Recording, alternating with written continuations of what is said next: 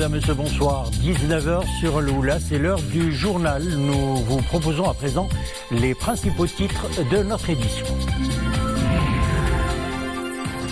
Marrakech a accueilli la 5e conférence ministérielle du dialogue euro-africain sur la migration et le développement, une conférence marquée par l'adoption de la déclaration de Marrakech. Et en fin de journal, vous suivrez l'entretien réalisé avec la représentante spéciale de l'ONU pour les migrations. Et à propos de migrants toujours, la Fondation Mohamed V pour la solidarité poursuit son engagement dans le domaine des soins de santé au profit des migrants subsahariens. Reportage au centre de santé à Haïtariq, à Fès. Et puis on passe à l'agriculture et à l'élevage plus précisément. C'est une première. L'opération d'enregistrement des unités d'engraissement d'ovins et de caprins pour Eid al-Adha a été lancée au niveau de la commune de Sidi Hiazer. Le ministère des Affaires étrangères et de la coopération internationale a démenti ce mercredi la décision du Maroc de rompre ses relations diplomatiques avec la République islamique d'Iran. Elle aurait été prise sous la pression de certains pays. Dans un communiqué, le ministère des Affaires étrangères et de la coopération internationale a apporté les clarifications et précisions suivantes à ce sujet. Mohamed Aïtlishka.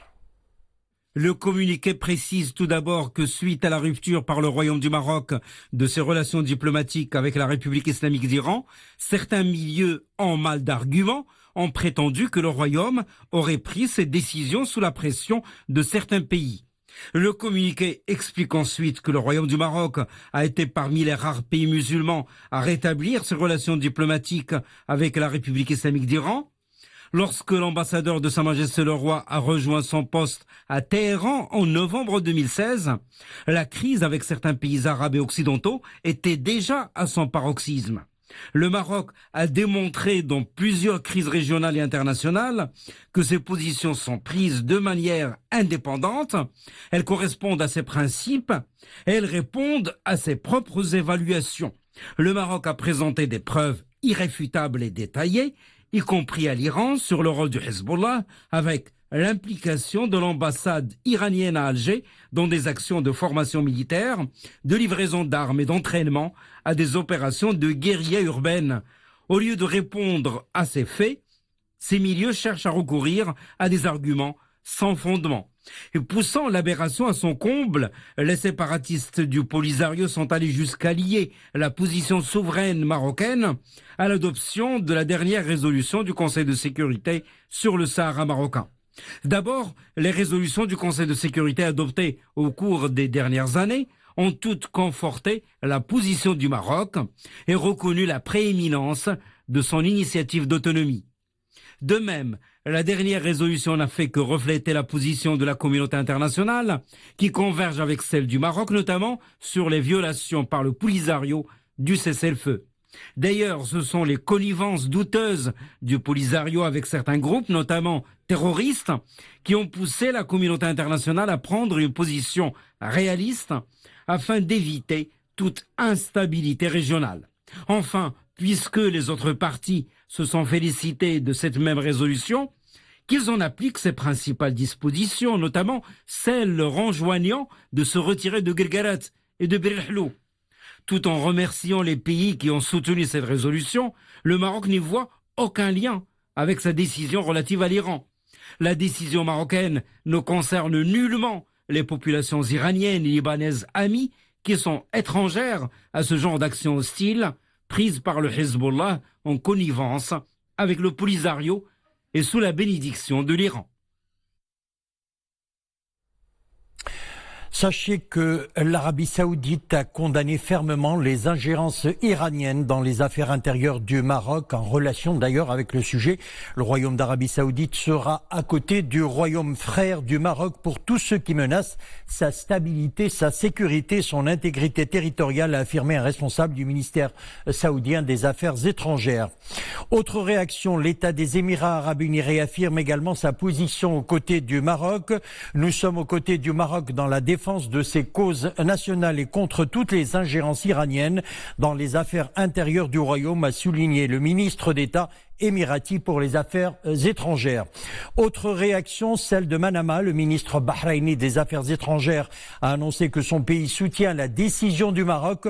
Nous appuyons avec force sa décision pertinente de rompre ses relations diplomatiques avec l'Iran en raison de son soutien à ses ennemis et de sa collaboration avec le mouvement terroriste Hezbollah, a souligné le chef de la diplomatie bahreïni. Et puis sachez également que le Qatar a fait part de sa profonde et totale solidarité avec le Royaume du Maroc. Le ministère des Affaires étrangères qatari a souligné l'importance du respect des principes régissant les relations entre les États, avec à leur tête le respect de la souveraineté ainsi que la non-ingérence dans leurs affaires intérieures.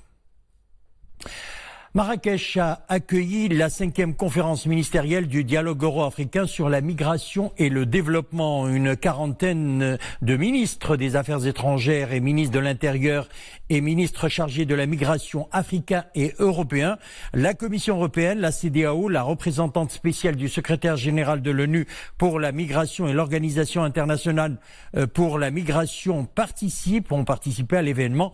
Le rôle central du Maroc dans la gestion de la problématique de la migration a été mise en relief au cours de cette rencontre, une conférence marquée, nous le disions, par l'adoption de la déclaration de Marrakech et le plan d'action de Marrakech. Mohamed Daitlishkar.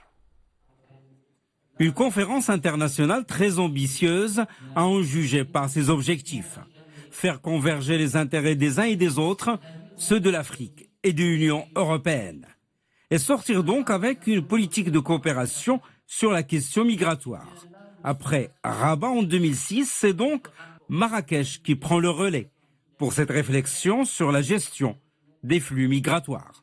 J'ai bien souligné le leadership du roi en matière de migration et toute l'Afrique se mobilise derrière lui pour donner un cadre juridique normal au phénomène migratoire que nous connaissons, pays de transit, pays de départ, pays de destination.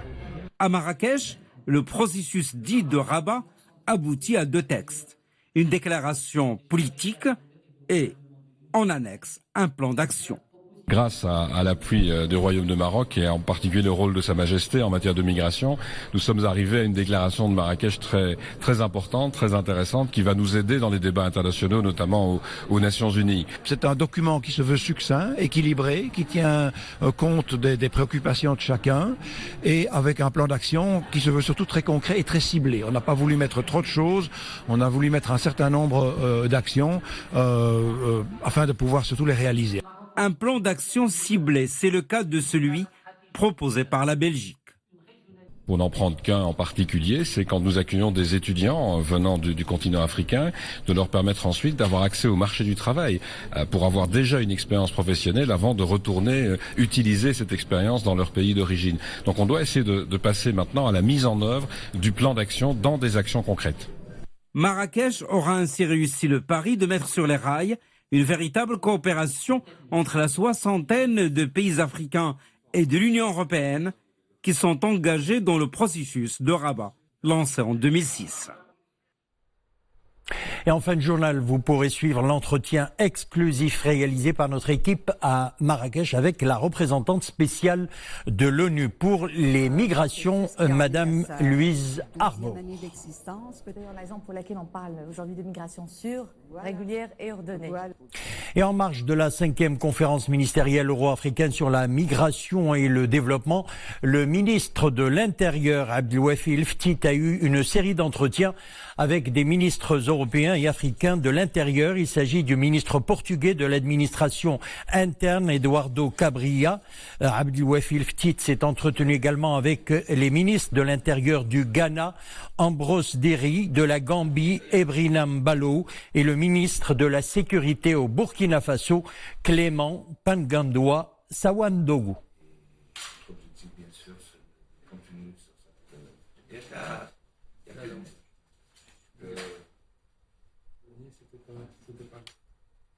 Et en marge de la conférence, toujours le ministre des Affaires étrangères et de la coopération internationale s'est entretenu avec le vice-premier ministre belge des Affaires étrangères et des Affaires européennes, Didier Reynders, sur la problématique de la migration. Je vous propose de l'écouter. Nous avons parlé un peu de la préparation d'une mission importante, une mission économique que nous allons organiser avec la princesse Astrid et les 3 régions du pays au mois de novembre. Ce sera un moment marquant pour le développement économique entre les 2 partenaires. Au-delà de cela, je crois que c'est important que nous ayons l'occasion d'échanger sur des situations internationales et notamment spécifiques sur le continent africain. C'était l'occasion pour nous d'échanger quelques mots sur la situation en Libye par exemple ou sur la situation en République démocratique du Congo. Je crois que nous devons pouvoir aligner un peu les positions de l'Union européenne, de l'Union africaine dans ces domaines. Et toujours en marge des travaux de la 5e conférence du dialogue euro-africain sur la migration et le développement, le ministre des Affaires étrangères et de la coopération internationale, Nasser Bourita, a eu des entretiens avec plusieurs ministres africains et européens ainsi qu'avec des diplomates tunusiens portant sur la problématique migratoire. Nasser Bourita s'est entretenu avec le secrétaire d'État suisse au sein du département fédéral de la justice et de police. Un accord pour la suppression réciproque de l'obligation du visa pour les titulaires d'un passeport diplomatique spécial ou de service a été signé entre les 2 responsables. Autre accord signé avec le ministre togolais des Affaires étrangères et de la coopération et de l'intégration africaine. Accord qui vise également donc l'exception du visa pour les détenteurs du passeport diplomatique de service ou spécial. Et pour l'accessibilité des services de santé aux migrants, le Maroc a décidé de parier sur une politique volontariste en s'engageant à garantir l'accessibilité des services de santé à ces migrants. La Fondation Mohamed V pour la solidarité poursuit son engagement en ce sens au profit des migrants subsahariens. Une opération de soins de santé a été organisée au centre de santé Hay Tariq à Fès. Reportage Mounia Maroche. Une nouvelle action humanitaire de la Fondation Mohamed V pour la solidarité, une unité mobile déployée devant le centre de santé Hay Tariq, une nouvelle concrétisation de la politique migratoire du Maroc. Passer à des consultations et ils vont bénéficier des remèdes. Ce que nous faisons, nous remercions l'État marocain parce qu'il prend soin de nous. Je remercie déjà le roi par rapport à tout ce qu'il fait pour des aides comme ça qui viennent pour nous aider, des consultations, pour nous donner des petits médicaments. Ne bougez pas, c'est bon, comme ça. Les migrants bénéficient au Maroc de la régularisation de leur situation, de l'accès de leurs enfants aux établissements scolaires publics et de diverses offres de soins de proximité, comme ici, à Fès. Sa Majesté le roi Mohamed VI donne une grande importance à l'Afrique et à la question de la migration. Cette campagne s'inscrit dans ce sens. Elle est pluridisciplinaire et elle couvre la pédiatrie et la gynécologie. Après les consultations, les patients malades bénéficient de médicaments, une prestation médicale qui réconforte ces migrants subsahariens. C'est une nouveauté au Maroc, l'opération d'enregistrement des unités d'engraissement d'ovins et de caprins pour Eid al-Adha a démarré. Le coup d'envoi a été donné aujourd'hui au niveau de la commune de Sidi Hiazir. L'opération lancée par l'ONSA avec l'appui du ministère de l'Agriculture, de la Pêche maritime, du Développement rural et des eaux et forêts. Les éleveurs bénéficieront ainsi de l'identification de leurs ovins et caprins par une boucle spéciale Eid al-Adha.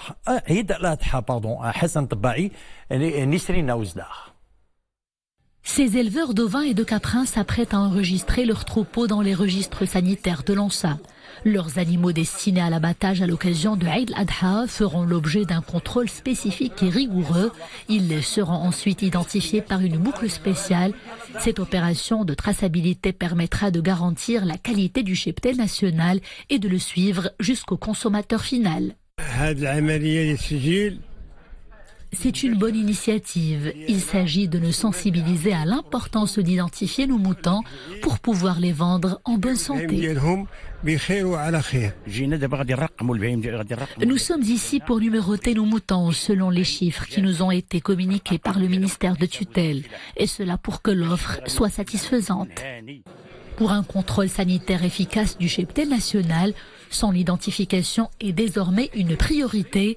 Les éleveurs engraisseurs doivent d'ailleurs prendre contact dans les plus brefs délais avec les services de l'ONSA, faute de quoi ils seront interdits de vendre leur bétail. Et j'insiste sur le fait que les engraisseurs qui n'enregistrent pas leurs animaux ou bien leurs exploitations et qui ne procèdent pas à l'identification de leurs animaux ne vont pas être autorisés à vendre leurs animaux lors de l'Eid al-Adha, Inch'Allah. Cette opération, elle est très importante pour le consommateur, sachant bien que c'est le pilier principal pour la protection du consommateur en matière de denrées alimentaires. Et par conséquent, nous, en tant qu'organisme non gouvernemental, nous partageons cette initiative. Le programme de numérotation des cheptels ovins et caprins est accompagné par le renforcement des visites de contrôle dans les fermes d'engraissement, avec une application sévère des sanctions à l'égard des contrevenants pour que le scandale de la viande verte ne se reproduise plus.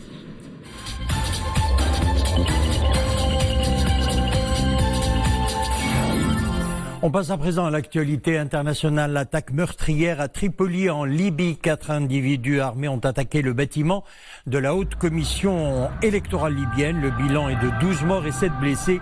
Les assaillants ont abattu les gardes avant de tirer sur les personnes présentes sur les lieux.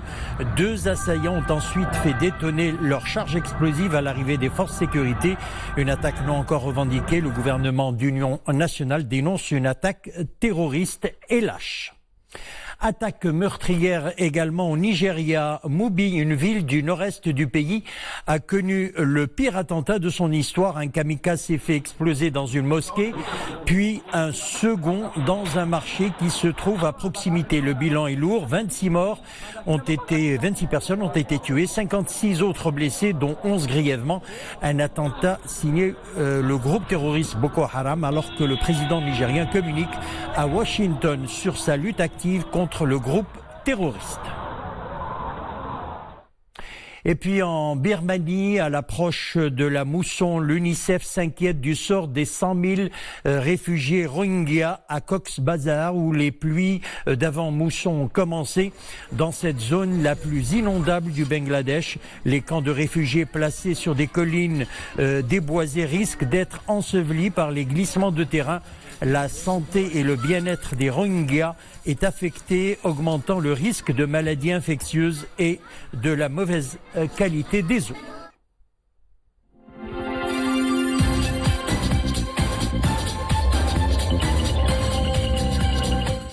Comme annoncé en début de journal, nous vous proposons à présent l'entretien exclusif réalisé avec la représentante spéciale de l'ONU pour les migrations qui a pris part à la 5e conférence ministérielle euro-africaine sur la migration et le développement. Elle a été tenue à Marrakech, un entretien réalisé par notre consoeur Iman Ablou.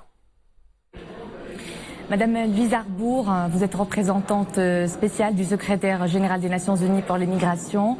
Bonsoir et merci d'être avec nous. Merci beaucoup. Alors vous êtes aujourd'hui à Marrakech, vous prenez part à la 5e conférence du processus de Rabat sur le dialogue Euro-Afrique sur la migration et le développement. Quel est l'agenda de cette conférence et où en est aujourd'hui ce processus ? Vous savez, c'est un processus qui en est à sa 12e année d'existence peut-être et qui est un peu l'ancêtre des initiatives qui sont maintenant développées à l'échelle internationale, à l'échelle globale.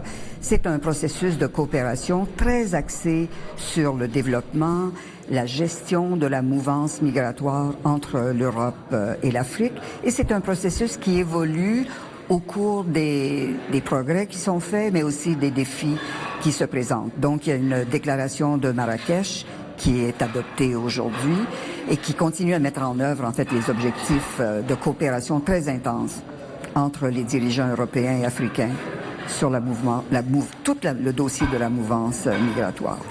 Ce dialogue entre le Nord et le Sud se tient à Marrakech, au Maroc, un des rares pays à avoir adopté une stratégie nationale en matière d'asile et de migration, d'intégration aussi.